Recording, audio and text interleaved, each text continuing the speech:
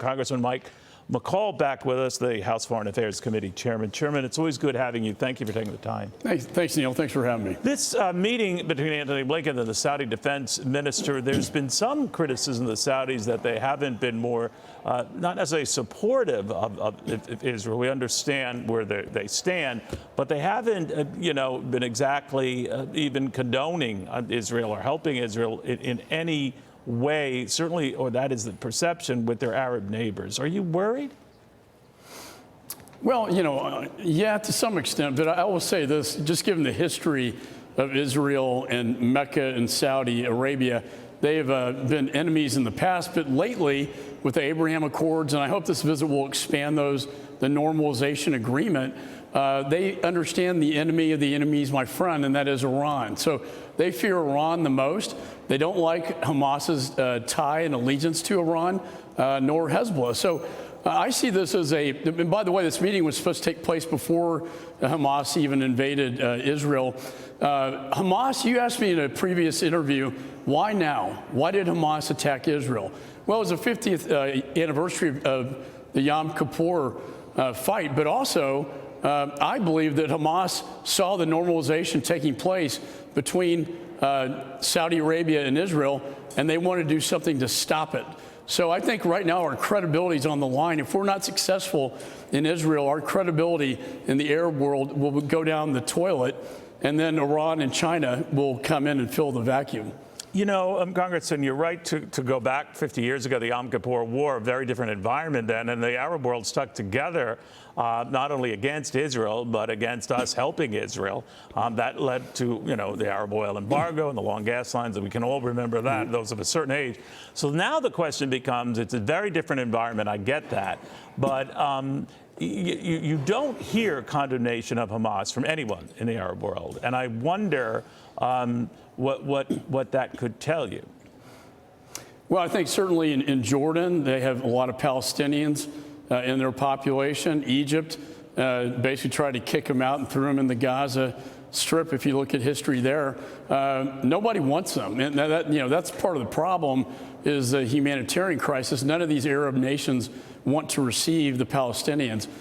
So that takes us to the Rafah gate itself. Right. I just heard the first American citizen just got released out of there. That's what we want to see, but we also don't want a gate that's going to be open to fund and equip and arm Hamas. So I think the screening has to be very carefully done, and I've been given assurances it is, but we don't want to be funding this war, funding Hamas in this war against Israel. Yeah, not all Americans are finding that pathway out so easy. We're going to be talking to a young couple dealing with that as we speak, Congressman. But to your point, it is supposedly being checked and rechecked.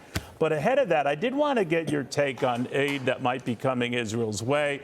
You've been among those concerned that it's Israel-only aid, that eventually you said at the end of the day, we must see the Ukraine threat as linked together with Israel. What did you mean by that? Well, all these threats are linked together. When you look at who our adversaries are and their alliance, quite frankly, between Putin and his invasion of Ukraine and threat to Europe, to Chairman Xi in China and his threat to Taiwan and the Pacific, the greatest we've seen since my dad's war, World War II. And then you look at the Ayatollah in Iran and his threat to Israel. They're all enemies of the United States and the West, and they're all tied together. They're all linked together. I think this package, we're going to start with Israel, and that's appropriate given the threat to Israel and the urgency. But all these threats are tied together. And the last one, Neil, quite frankly, is the last line of defense, and that's our southwest border. So we have to tackle all these issues, I think, to really deal with the threats that we face as a nation. Chairman, and I'll be dealing with this with other guests throughout this show, as I have earlier on Fox Business, this notion that Iran's provocative attacks, even through emissaries or, rogue, groups, is such 28 attacks in little more than 2 weeks. And our response has been to go after, those entities that are acting on Iran's behalf, but not on Iran itself. Do you think that's a mistake? Should we target Iran if we have unequivocal proof Iran is behind these attacks on U.S. soldiers?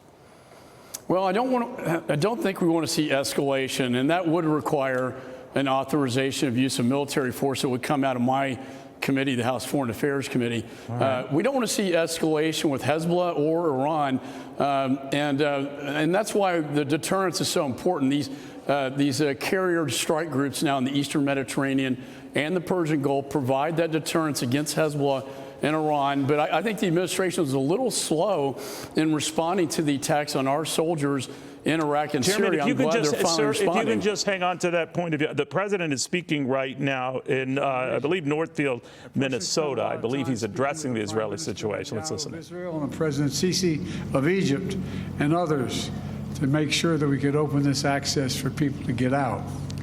I want to thank our partners in the region, and particularly Qatar, who've worked so closely with us to support negotiations to facilitate the departure of these citizens.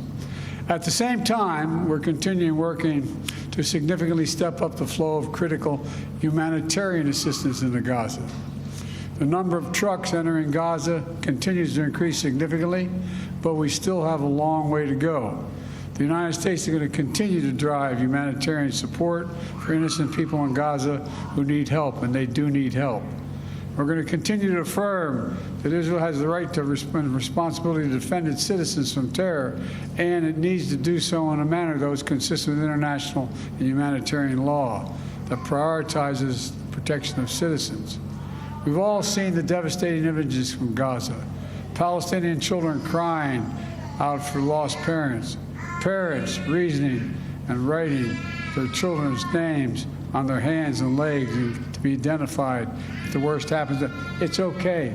Kids are allowed to do that with me. Okay? Don't worry about it, all right? I don't blame her. Is it him or her? I don't blame her.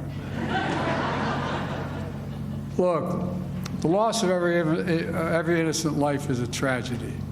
We grieve for those deaths and continue to grieve for the Israeli children and mothers who were brutally slaughtered by Hamas terrorists, and also continue to hold in our hearts the hundreds of families and loved ones, including small children and elderly grandparents, including American citizens being held hostage. My administration continues to work around the clock to reunite those families. We're not going to give up, period. We're not going to give up.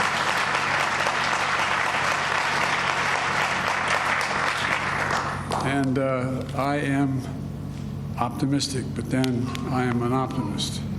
Folks, now I want to thank Brad for that introduction. Brad said he wasn't sure what a good speaker was. He can speak a hell of a lot better than I can farm. Well, the president right now is talking about this opening of the Rafah crossing today from Gaza. It is an entry point and an exit point that Egypt orchestrated here to allow those who want to get out to get out. Not everybody, though. There's a limit to how many can come out. Rejoined again by Chairman McCaul, who was patient enough to go through that. You know, Chairman, the president makes clear that this is a good first step. Of course, Egypt is providing that opportunity. Separately, France and the Netherlands are drawing up plans to get aid, presumably through that same entry point in the Gaza. But what do you make of how it's going thus far? Because part of checking who gets out is making sure that Hamas fighters are not among them. Yeah, I think that's absolutely correct. And I know this has been a great diplomatic effort with Qatar, UAE, Saudis, Egypt.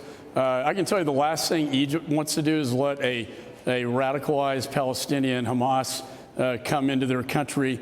If you go back in time, it was that very faction of the Muslim Brotherhood that lit up al-Qaeda in their prisons with Zawahiri. So it's in their best interest not to allow that to occur. I know they're vetting people coming out of there. And I think also if you look at the battle plan that's taking place in Gaza, if you look at the middle of Gaza, you see the Israeli IDF, the military, going across to basically construct a blockade, if you will, that will then open up a humanitarian zone, cutting Hamas out of South Gaza and trapping them in north of Gaza, where they intend to deal with that threat and try to rescue hostages. So, Chairman, and you had touched on it, you were rudely interrupted there, but this notion of responding to Iran by attacking Iran or points in Iran and not some, desert hut or something in the middle of nowhere because you think you're taking out those who are acting on Iran's behalf. What do you think of that? Well, they have proxies, right? And they operate through their proxies. Typically, they don't engage in this on their own. The IRGC does, for sure, but they really rely on their proxies, which are like the tentacles of Iran, that being Hamas, Hezbollah, the militia groups in Iraq and Syria, the Houthi rebels, and that sort of thing.